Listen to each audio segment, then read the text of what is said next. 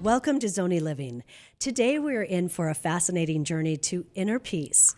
Dr. Karon Lobrovich is a nationally recognized career audiologist who was searching for a way to calm her busy brain so that she could sleep. Well, that was more than 20 years ago. She turned to meditation and found the calm she was looking for, but she also discovered a world of wisdom, love, and guidance. She says we can all find that. She's written 2 books on the subject. The latest, Inner Peace, The Soul Self-Remembered, Volume 2, is a new release. Dr. Karon Lobrovich joins us now to share her journey and how we can all have the ability to expand our light and joy. Karon, are you there? I am. Thank you for having me. Hey, it is so great to see you. Well, I have to tell everyone that Dr. Karon and I have been neighbors and friends for a very long time. I have to brag on you a little bit. So Dr. Karon is an audiologist who founded the Trinity Hearing Center in Flagstaff in 2008. Now, before that, she was recruited by Flagstaff Medical Center to start an audiology program. There, she was a pioneer and advocate for those with hearing difficulties, and she initiated the newborn hearing program, which is so cool. She also established an outpatient hearing center where patients could be fitted with hearing aids, and that, of course, is all amazing. But in the sometimes chaotic environment of the hospital setting, Dr. Lobrovich had trouble putting that world to bed at night and getting herself to sleep and getting that sleep that she desperately needed. And this began a journey of spiritual awareness. Can we talk about that a little bit? This went way back, right? Way back.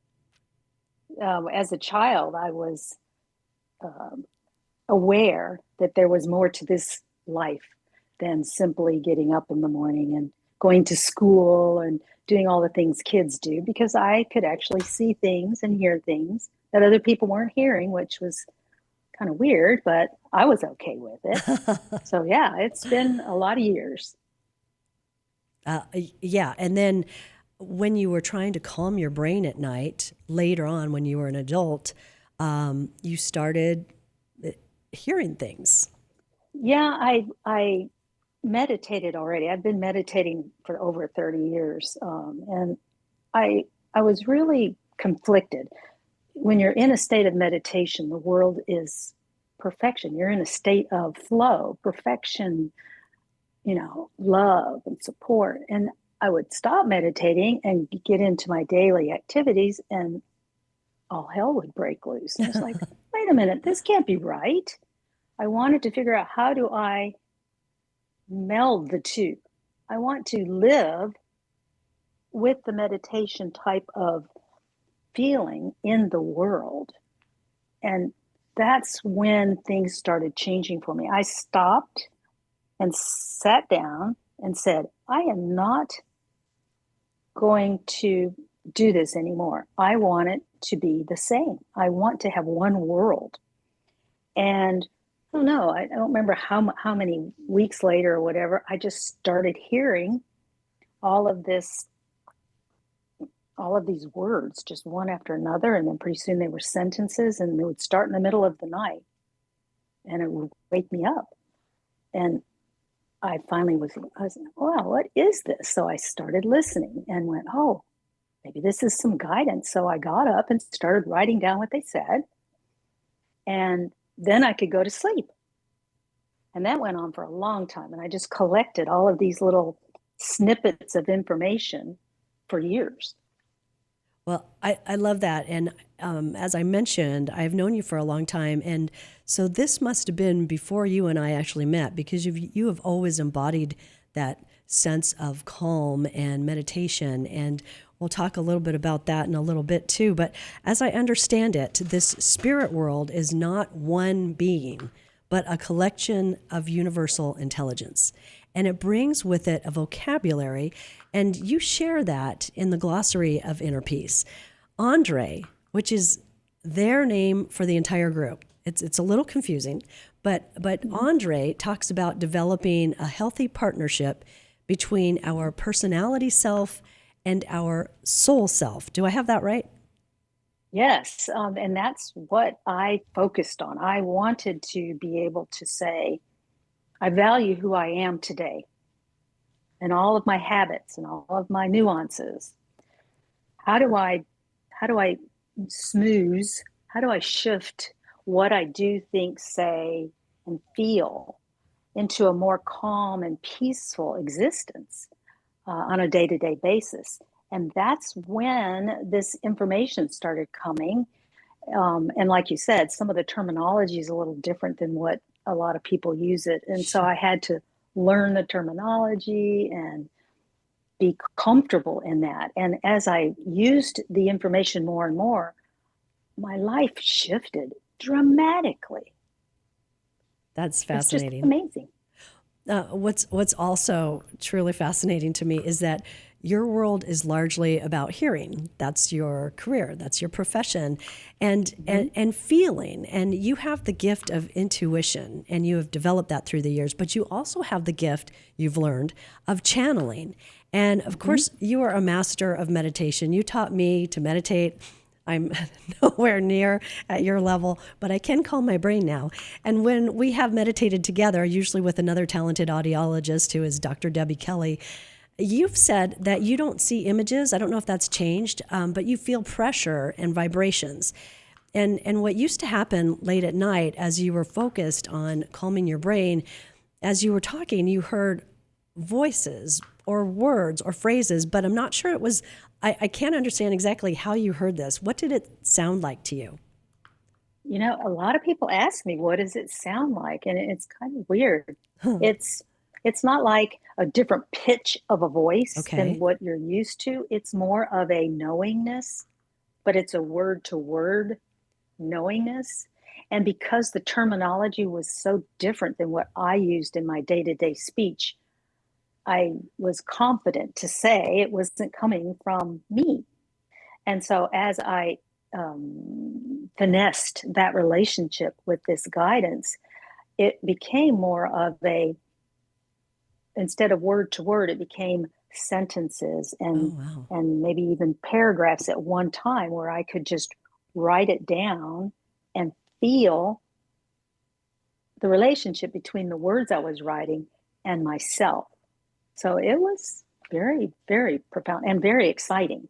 And as you've mentioned, you've had spiritual awareness since you were a little kid. So that wasn't weird or scary or terrifying or unusual to you. It was so normal, the whole thing, and still does. I mean, I still connect. I'm connected right now, actually. I It makes me feel whole, if that makes sense. I feel the way that think I should have felt since I was a child, and my instinct tells me that we all can do this. I think the factor more is on the mind chatter, you Oh, know, gotcha. how it's pulling your personality self habits, pull you in a direction that you taught it, or it taught you, or the environment, your childhood, your caregivers taught you habits for survival, just to exist. And as we've aged or as we grow, we want to learn to say, this is a habit I want to embrace. And this, not so much. So I could put it over here and say, well, you used to be very important to me. You protected me, but now it's not serving me anymore. And so that's the kinds of things that through Inner Peace Place, the Soul Self Remembered, Andre's teachings are how to love yourself, how to appreciate yourself in its entirety with everything you've ever done.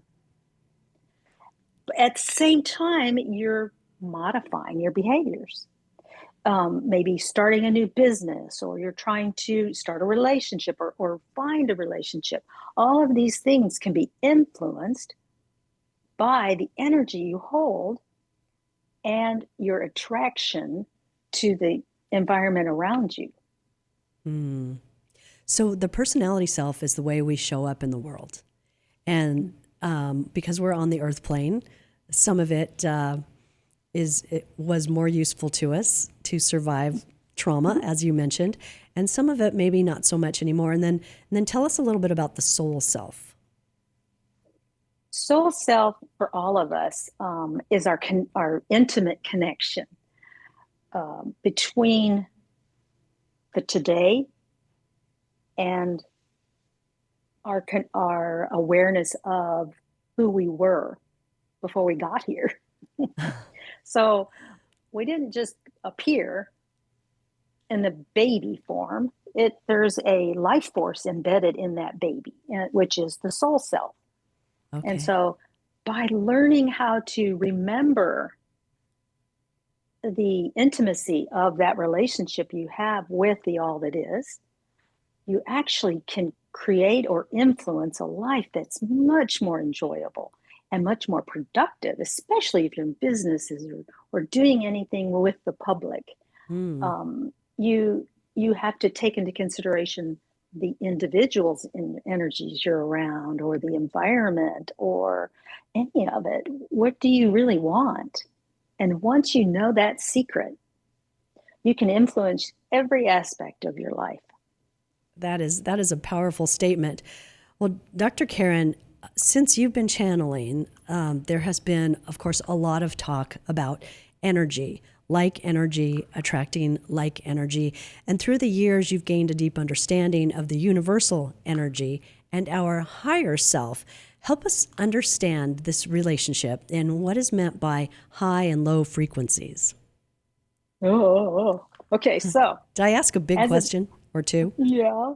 A high frequency vibration is what I would consider a connection to the all that is, or to your soul self. So, there's different names for this relationship: your soul self, your guides, the Holy Spirit. I mean, you can name Jesus, Buddha, any of the energy sources that are powerful. So your relationship with that, or the amount of awareness you have with that relationship. You see, we all have relationship. It's just we're not aware of it. So if you are embedded in low frequency vibrations like chaos, and that's your core frequency. In other words, day in, day out, you're just bombarded with I've chaos. been there. I understand that. Yeah. And even if it's not of your own making, sure, you're exposed to it, right? And so when you're so distracted by earth plane chaos, it's really difficult to get still and to find those soft, loving, tiny baby vibrations that are higher frequencies. They're smaller. And so as you go through your day, you'll see that you're attracted to certain things. The attraction is habit-based. Okay. So you might be attracted to people who are also going through chaotic something. So even if you say, oh, I don't do that, if you look at history of yourself, if you are dead honest, if you are always attracting people into your life that are chaotic, it means that vibration is prevalent inside of you. Okay. It's not a bad thing. You're just now aware of it. You just didn't know. There we go. Don't beat yourself up. And you That's can your history. And you can choose something else, or work on yourself. You learn habit-based, focusing on upward spiral people, activities, energies, all of that. Okay, fantastic. Well, in Inner Peace, The Soul Self-Remembered, Volume 2, the chapters are really fun because they're designed for weekly meditation. So it takes you just through the whole book, all the chapters, from the collective universal energy and channeled through Dr. Karon and onto the pages, as we've mentioned. Well, the book offers universal knowledge for living a better life, basically. One of the statements inside Volume 2 is a statement I love. It says, you can't expect a happy ending without a happy life. And, it seems so many of us are existing and living our lives and maybe living pretty hectic lives and wishing for that magic someday to show up. And so we all know someday could never happen unless we make it happen. And you say we can absolutely create what we want, and we can start doing it now. And I think everyone would want to know just, okay, how do we tap into that? What do we do? Do we find a quiet space to begin with? How do we tap into that? So, another small question. I knew they would all be small questions. Sorry about that. No, this is awesome. Okay, so the difference between you, if you're living in chaos, and me, who Okay. lives in peace 95% of the time, is only one thing, and that's my ability to be aware of these small, subtle, high frequency energies. Wow. That's the only difference. I'm not more talented, more spiritual. I'm not anything different than you, except for that one habit based activity. So, if you want to shift what's going on in your life, that starts at this second. It isn't that you say, tomorrow I'm going to start meditating.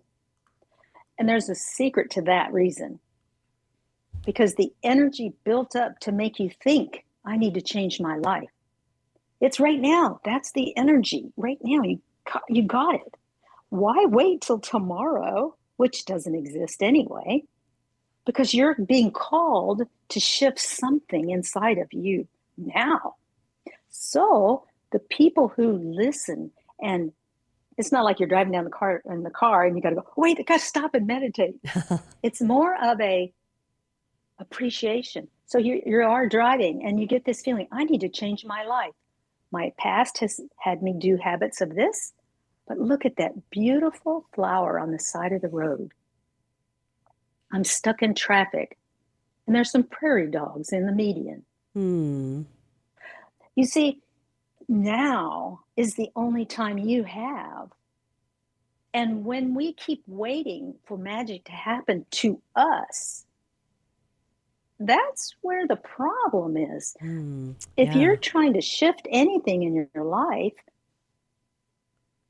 grab it and look at it with honest eyes and say, I really do want to change this part of the way I think. And the best way I can do that is to learn new habits. This isn't you're not going to fix yourself overnight. Now, let me back up from that statement. Sure. You're not broken now. You are not broken. You created you. You enhanced yourself. But you're just now deciding, I'm just not happy anymore. I want something different in my life. I want a different relationship. I want a different job. I want to have different hobbies. Great. You had that feeling. You had that knowingness. So do the research. Find what brings you joy and go in that direction. Those frequencies will be the uplifting ones and the enhancing ones and the validating feelings that you have. If something brings you down, don't do it. If someone brings you down, slowly release the relationship. There is no way that you can fix anybody else ever. You can't change other people. It's hard enough to change yourself. Find relationships that bring you joy. And I'm not saying that's an easy thing to do, especially if it's an intimate relationship and it's difficult to get out of. It's the awareness that there's something wrong. That's the first step. The second step is to figure out, oh, yes, this is the part of it that doesn't bring me joy anymore. Because most of us that are in a chaotic life, we really don't know what makes us happy. Yeah. We think we want to be happy. Well, what makes you happy? Oh, I don't know. You see, I didn't know what made me happy. I didn't know. I knew what pushed my buttons. I was intimately aware of everything that got me upset and created chaos in my life. But when I sat down to figure out how to magnetize good things into my life, the first step was to figure out what the good things were. It seems like that should be so basic, but you're so right. And when we are in our busy lives and get rushing from one place to the next and rushing to get things done, we probably have lost touch with what truly makes us happy. We might be able to give some sort of, you talk about this too, give some kind of answer that sounds good, and that we're not really putting meaning behind it. Like, I love to go on vacation to the beach, but we're not really feeling why and what that feels like to us. We're not feeling the air, or smelling the salt water, or hearing the seagulls. We're not doing any of that. I noticed, so I have one of your, you may recognize this. This is one of your limited editions, first draft of your first book, Inner Peace, The Soul Self-Remembered. I read the second one on Kindle. I don't have a hard copy with me, but you can get that on Amazon as well as the Kindle version. And in both of these books, you bring up trust a lot. You talk about trust that shows up again and again. And I want you to clarify that for our audience. What are we trusting in? You're trusting in your connection to know what is right for you. You have the knowingness somewhere deep inside of you how to live a peace-filled life. And I think when the regular world, the normal chaoses and the relationships we have with children, adult children, small children, any of it, sisters, brothers, parents, we forget who we are in isolation. And pure trusting comes from that relationship with yourself. And if you can fall into a state of trust, then you know that you're on the right track. You're in a, it's kind of hard to put into words, isn't it? You're you have the ability to find the path that is perfect for you. I'm going to say that differently. You have the ability to find a path that is perfect for you. So that's one of the problems we find is that, well, I don't think I can do that because what if it's wrong? Well, try it. If it's bringing you joy at this moment, it's probably one direction that you should be able to go. And I trust that I can be safe. Okay. And going forward in my path and on my road. Yeah. Does that make sense? Yes. And I think safe is a really good word because I think we've gotten very comfortable. And my friend once told me, we were talking that, yeah, your world can look really good on paper. And at the same time, you might be living in a comfortable prison. And we're comfortable with it. And we're not excited about it. We're not loving our life. We know intuitively, I guess, that something's missing or it's not the life we were supposed to be leading. I want to talk about intuition. How would you describe intuition and how do you use intuition or how do you know when you're connected to that universal energy? Intuition is never going to give you any downward spiral thoughts, any negative types or chaotic types of advisement. It will always be loving, upward, comforting energy and ideas. So there's a lot of people say, well, what if I get, some evil spirit takes me over and tells me to do bad things? Ooh, demons. Yeah. Yeah. And I can see why they would ask that question. It makes perfect sense. Just trust that if you're getting anything that isn't making you feel good, it is not coming from your higher self or from your spiritual guidance. That's personality self, old stuff, old things that is just running around in your head. And those things you don't want to just push away. You want to bless them and say, thank you. You protected me, but now I'm working on this. Wow. So that might be where fears come from. Fear of Putting yourself out there, fear of taking a risk, not a risky risk that could harm you, but a risk that might turn out better than you thought and make you happy at the same time. Absolutely. Personality self has lots of power. Ego, personality self, sometimes I go and put them together. Okay. And to just differentiate between the two, it's almost simple, because if it's telling you something negative, any negative self-talk, any you can't do this, you shouldn't do that, or why do you think you're smart enough, or you've never been able to do it in the past, any of those things are coming from the old personality self and how it was grew inside of you, how you nurtured it. And so when you hear that stuff, just trust that it isn't who you are at this moment in time, today, right in this second, not tomorrow second or yesterday second, this second. It is coming from your past.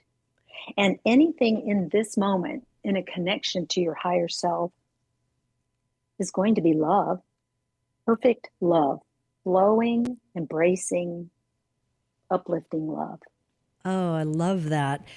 That brings me to, I just remembered a word that you use in your volume 2 book, and that's tentacles. And I thought that was so descriptive. I don't know if that came from Andre or from Dr. Karon, but the tentacles that reach back.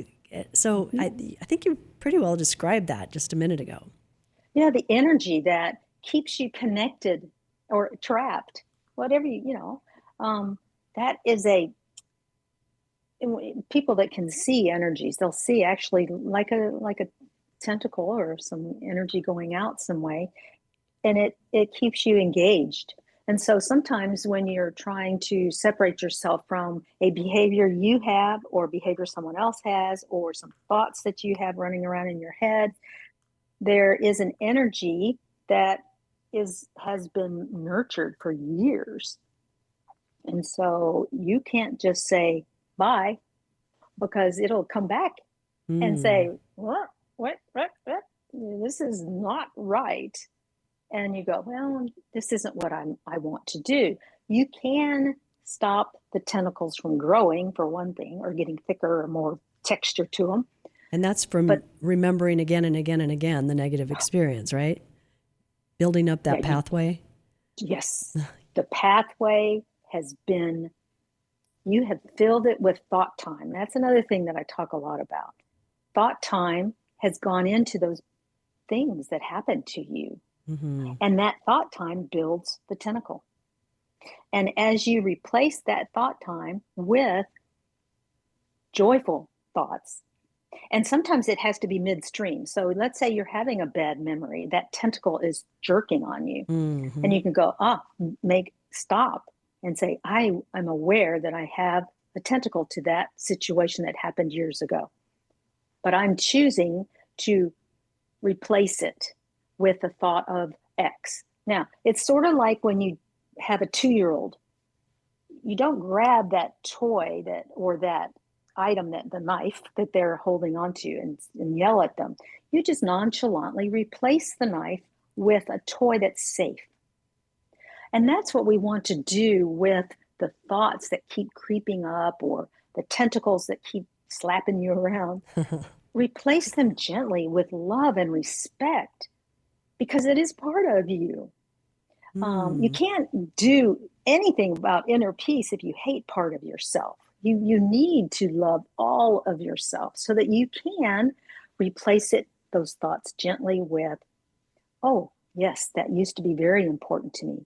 But now you can replace that thought with something that you've thought of in advance. Next time I think this, I'm going to replace it with this thought. So what the books do is teach you how to pick different habits and look at them with love and light, expose them for what they are.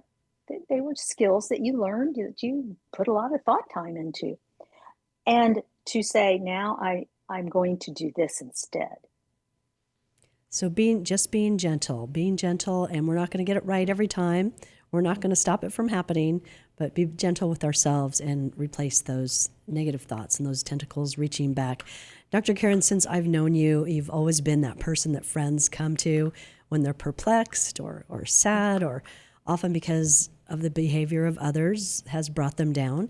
And you intuitively bring calm and logic, just as you're doing today, to the situation. So I've seen this time and time again. One of the gems of advice that I've heard you offer is about allowing someone else to have their earth plane experience. Isn't that interesting? Yeah. You would think that would be something, spiritual 101. Well, But you would it's think, not. but you mentioned earlier, we can't fix or change anyone, but I don't know if it's a human tendency that we sure will try, or we'll sure try to figure out why that person's behaving so badly around us, and it may not have anything to do with us whatsoever, but we'll take on that responsibility and try to be nicer, or try to be more helpful or more accommodating, or whatever the thing is we think we can do to bring that person around. So would you talk about that little bit, and how we tend to do that, and how do we catch ourselves, and how do we replace that thought?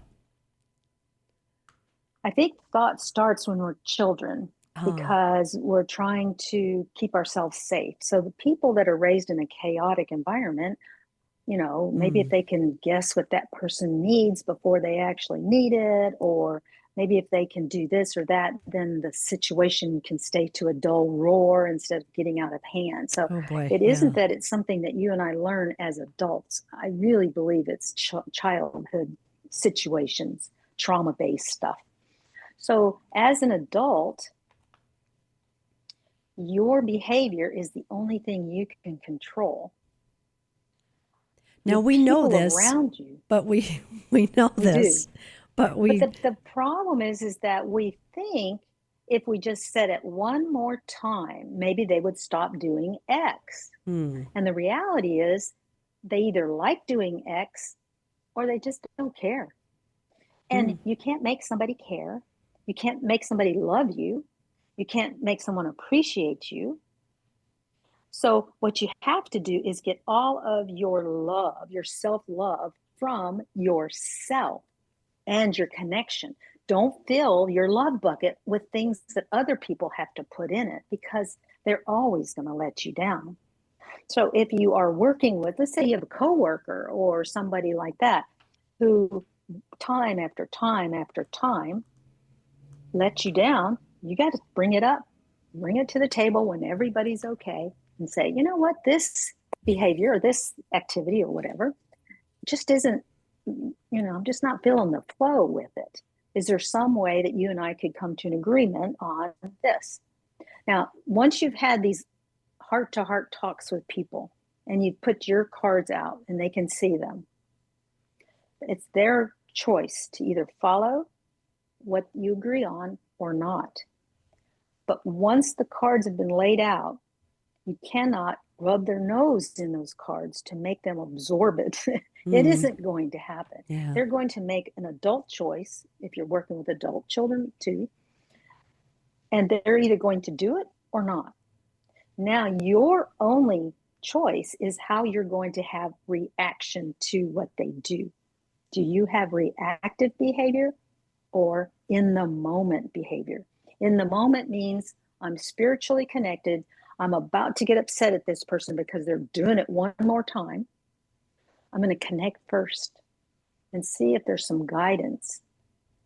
How can I be in a state of allowing that person to be who they are, and yet not let them step on my toes continually so that I feel downtrodden or attacked or whatever it is that I'm feeling? So this can get very complicated, but it is doable. You just need to understand that your reactive controlling behavior was a way to protect yourself. It didn't work then, and it won't work going forward. But it created chaos, and the chaos is what we were addicted to. We want you to do X. but they're not doing it. Oh, that's chaos. I feel it. Mm-hmm. That person feels your attack to make them do it, and they like chaos too. Now, Mm-hmm. they may not be able to say that, but so what you're doing is creating this chaotic tentacle between the two of you that's serving a purpose. So until the cards have been laid out and the chaos has been revealed, there's not going to be any change. And there may never be change, and there's a reason for that. Anytime a situation involves another being, any being, you don't have control over it. It isn't about what's going on. The only thing you have is, do I get upset about it? Do I choose to get in a state of chaos? Do I choose to embrace who I am, even though they're behaving this way? Now, if you're being physically, and if you're in danger, this is not what I'm talking about. Okay. So you can change your relationships by space, distance, right? Yeah. The tentacles will still be there. You'll still be attracted to that chaos for a very long time. But once you have space between you and the other individual that's pushing you over the top, you can start seeing more clearly. Your vision clears. And that's one of the best things that I pray for. The most consistent thing that I pray for is clarity of thought. I want to see this situation from a high enough viewpoint that I have new perspectives on how to deal with it. And this can be for anything: home, business, buying a car, anything. How can I see this situation for the highest good of all, so that I can stay in a state of inner peace, even though there's so much chaos going on? I think what you say in your book, channeled from Andre, perhaps, is stand in chaos. What you're describing is how to stand in chaos. It sounds simple enough, but not easy.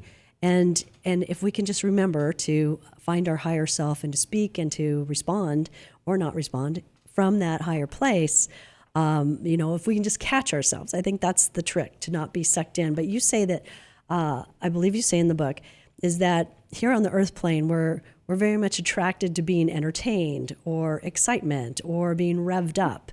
And so that, to me, explains why we get hooked into the chaos.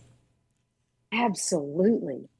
You will know people. I mean, I'm sure all of us have met people that weren't attracted to chaos, and they were just different, weren't they? They just a little, not bad like different. It you, was just Karen. different. Like Oh, you.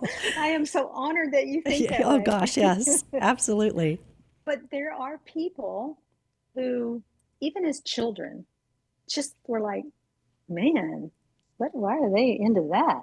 So, I mean, it isn't that all people are attracted to chaos, but the people who are craving inner peace are attracted to chaos. And attraction doesn't mean, it means that it gets your attention, okay? So let's say you have two people in a bar, and you're trying to decide, which one do I want to go out with? So both guys are asking you out, right?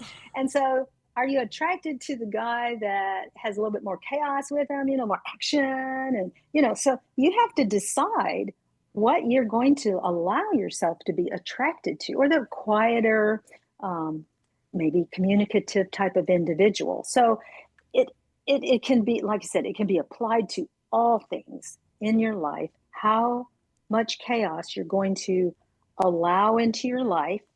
And then from there, how do I react to it? How am I going to give it attention units, my thought time, and ruminate? Oh, they should have said this, and I should have said that. Or if only this had happened, then that could have happened, and everything would have been okay. See, I'm trying to control the outcome. I personally, that is the biggest thing that I think I have done to date. I focus significant thought time into not owning any outcome of things that are going on. I send out my influencing energy, which is a totally other topic.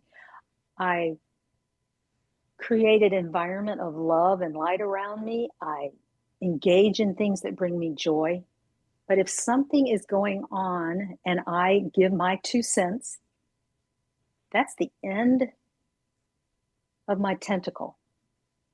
I do not hang on to control the outcome of somebody's actions, thoughts, your children's, well, they should have done this. I told them to do that. No, you say it once. That type of job may not bring you joy, or whatever you're talking about with them. Then it is their responsibility to have the life that they will need to live for their soul development. Nothing to do with you. You are on a path to inner peace, and you will affect the world more vividly through doing that than you will by controlling the outcome of day-to-day activities of other people. Profound. You do that so naturally, it seems, and I'm always impressed that you just say one thing and then you stop. You don't try to convince somebody or give a case about why that's the better road to take. You just suggest it gently, which is a beautiful way to be on this earth plane. There's also a chapter that talks about change, and you touched on that a little bit, and how change is all around us. It's in our bodies, it's in our environment. Sometimes we think we're fighting change, but it's not something that can be fought. It's just constant. But also, you've talked about in the book about how change can reset ourselves, how it can help us stay grounded. You and your husband, for example, John, moved from the mountains of northern Arizona to the coast of Oregon several years ago. And I've often wondered if that change was something that you felt you needed to set you on a more fulfilling path. Oh, absolutely. We blended our desires. So he is a California ocean dude, warm Southern California. And I'm not a heat lover, and I'm a redhead, and I get sunburned, but I love the cool ocean. And so we started visualizing together what we wanted. And eventually, at one point, we even wrote stuff out. We've done that a few times for different major things in our lives. And we found by visiting the coast, we would just base our interpretation on the energy of the area. Nice. Now, it wasn't about the chaos. It was about bringing joy and understanding what brought us joy as a couple and what the needs were for each of us, and then what was the commonality. And that's how we created. I don't like the word create. I like to say influence. That's kind of a better word. We influenced the energy enough that we found this home that had been on the market and was in escrow or whatever. That's not my word. And it fell off the market. I mean, it went back on the market. And so my husband just happened to be looking at Zillow and says, wait a minute, that house that we really liked is back on the market. Wow. So he called the realtor and he flew out there the very next day and we bought it. That's fast. And is the perfect place for us. We looked for a long time. But this is a big part of magnetizing what you want. You really have to know what you want. So until we wrote it out and chewed on it and created thought energy behind it, passionate, that's the word, passionate thought energy, not I want a house on the beach. I want to see the ocean. That doesn't even work. Everything falls dead.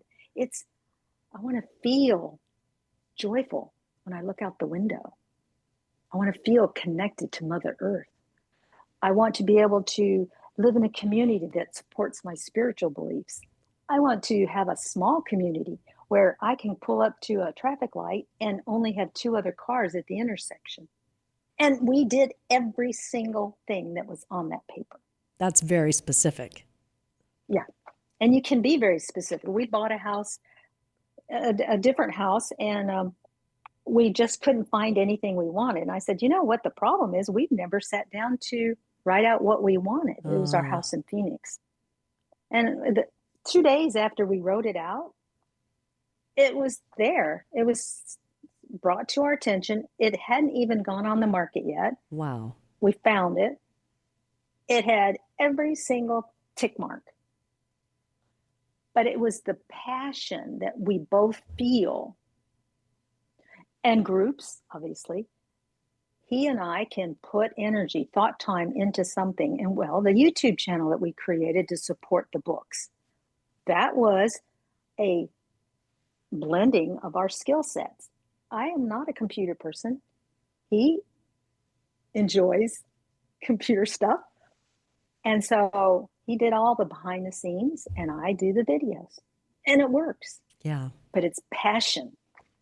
So that's the magic, the passion. Mm-hmm. That's the magic to manifest what we really want. I think so. I really, really do. If you want to give it one word. Yeah, I like that a lot. And I also know that you have expanded your meditation community and your practice, and that has flourished since you went to Oregon as well. Absolutely. What I offer is the YouTube channels have really opened up, or the channel Inner Peace Place, that's the name of it. But the YouTube world is so big that if you just type that in, you really have to look. Mm-hmm. You have to say Inner Peace Place Karon Lobrovich, then you can find me. Yeah. When we started that, we realized the power, like your podcast here, the power of communicating or finding people, and not in person, right? So through the internet. Mm-hmm.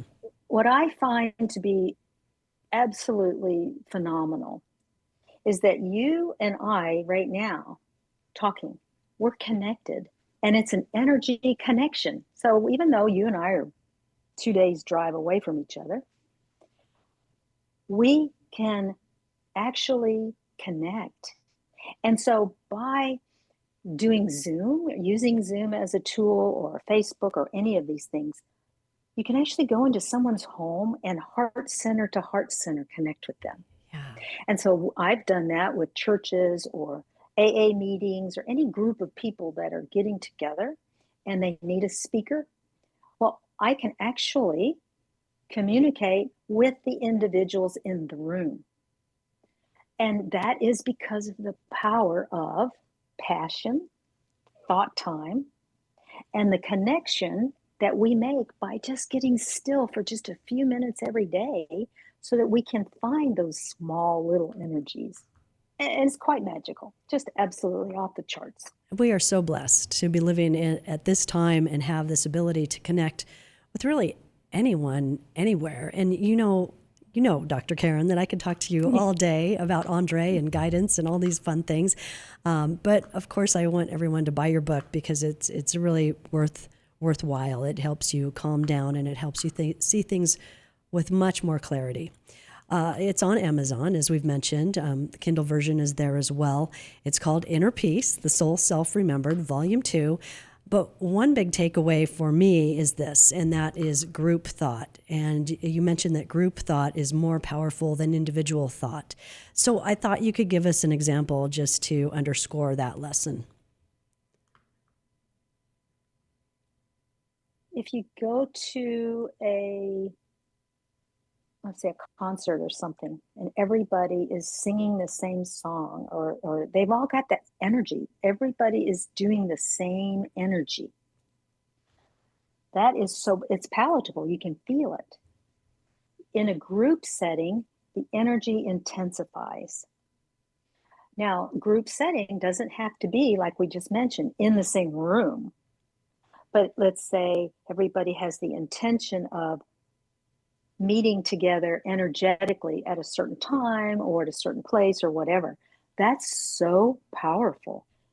People that are sensitive to those vibrations can tell you, if I'm meditating by myself, I feel very different than if I'm meditating with a group of people.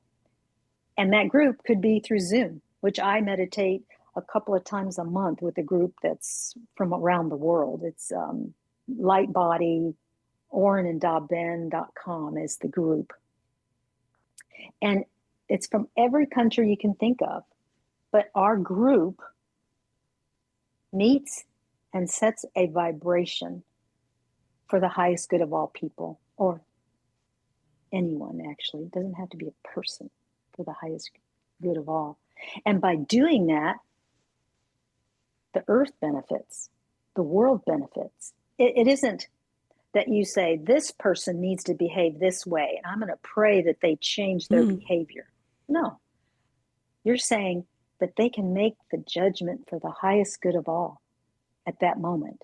So when they're making big decisions that influence a lot of people, that they can be tuned in to a new type of vibration and possibly make decisions in a slightly different manner or in a profoundly different manner. So groups are important. Yeah. Yeah. Well, we certainly appreciate you, Dr. Karon Lobrovich, audiologist, author, light seeker, channeler. It's been a true honor to have you with us on Zonie Living, and I always feel so much better after I've had a wonderful conversation with you, and hope we can get together soon in person as well. Oh, that would be nice. This summer, or this winter. Yeah, summer's gone. So yes, absolutely. We'll have to make some plans. Thanks again for being with us. Thank you for having me.